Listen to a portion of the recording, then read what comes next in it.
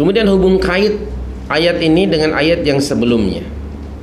Pada ayat sebelumnya, dari mula ayat 183 sehingga 187, membincangkan tentang siyam atau puasa. Orang yang sedang berpuasa, di antaranya puasa itu ialah menahan diri daripada makan dan minum, serta al-mubasyarah, bergaul dengan istri, misalnya di siang hari. Dimaksudkan supaya tiap-tiap orang yang menunaikan ibadah saum itu dapat pula mengawal dirinya, nafsunya, keinginannya melalui tarbiyah siam itu dari mengambil harta orang lain yang bukan haknya, yang bukan miliknya. Keduanya dimaksudkan pula dengan siam itu supaya orang-orang yang berpuasa itu tidak memakan kecuali dari makanan dan minuman yang halal, yang khalis, bersih, suci daripada perkara-perkara atau daripada campur aduk dengan yang haram, agar supaya harta yang dimakan yang dari sumber yang halal itu akan yunawwirul qalb, dia akan menerangi hati, jiwa seorang mukmin itu.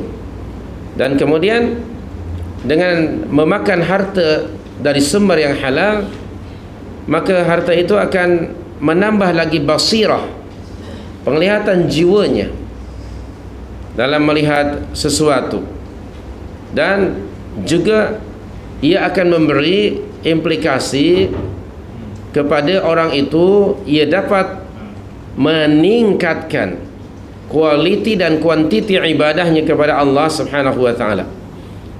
Itu tujuan siam tadi. Maka oleh itu, agar puasanya diterima oleh Allah Subhanahu wa ta'ala, Allah mengharamkan kepadanya mengambil atau menguasai dan memakan harta orang lain dengan cara yang batil. Jadi di sini salah satu manfaat, maslahat kewajiban berpuasa, supaya orang-orang yang berpuasa itu dapat mengawal dirinya, memperhatikan makanan dan minumannya agar ia berasal dari sumber yang halal. Jadi tidak hanya memakan harta halal itu sepanjang bulan puasa saja. Mungkin ada di kalangan umat Islam hari ini, masa berpuasa ni dia betul-betul mengambil berat tentang makanan dan minumannya supaya benar-benar halal. Tapi bagaimana pula selepas habis bulan Ramadan? Nah, adakah dia kemudian pada bulan Syawal dia tak ambil kisah? Okay, dia kebas semuanya belakang kira, tidak di depan kira.